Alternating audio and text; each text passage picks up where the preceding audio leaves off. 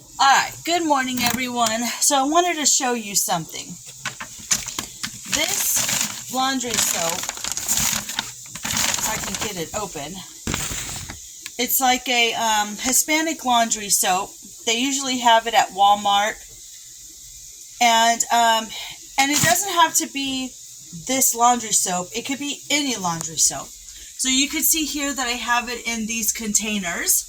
Now what I do to save money and be frugal is, guys, anytime you're using laundry soap, you do not have to use the full amount that they tell you.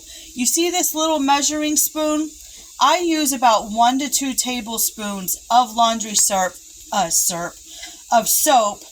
per load, okay? I don't use the full amount that they tell me, because if that was the case, you go through laundry soap in a month and you're spending anywhere between $12 and some of you are spending up to $20 something in laundry soap, and it's only going to last you a month or two. That's just insane to me. And so this laundry soap here, by using any laundry soap, by using 1 to 2 tablespoons, you're going to make it last so much longer, okay? And not only that, but I do make my own laundry soap sometimes if I run out and I have the ingredients. And then I also use Zote soap.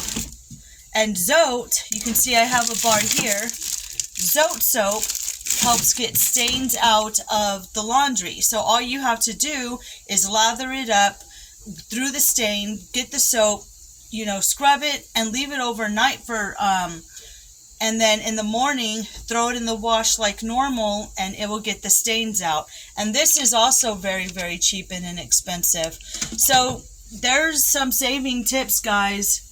And this stuff I got from the food pantry, and I mean, whoops, and I've had that for months because I don't use it for every load.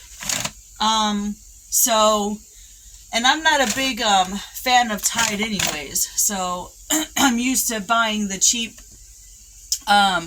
laundry soap, and powder's okay, so I don't mind. And usually powder is cheaper than the liquid anyways. So there's my frugal tip for today.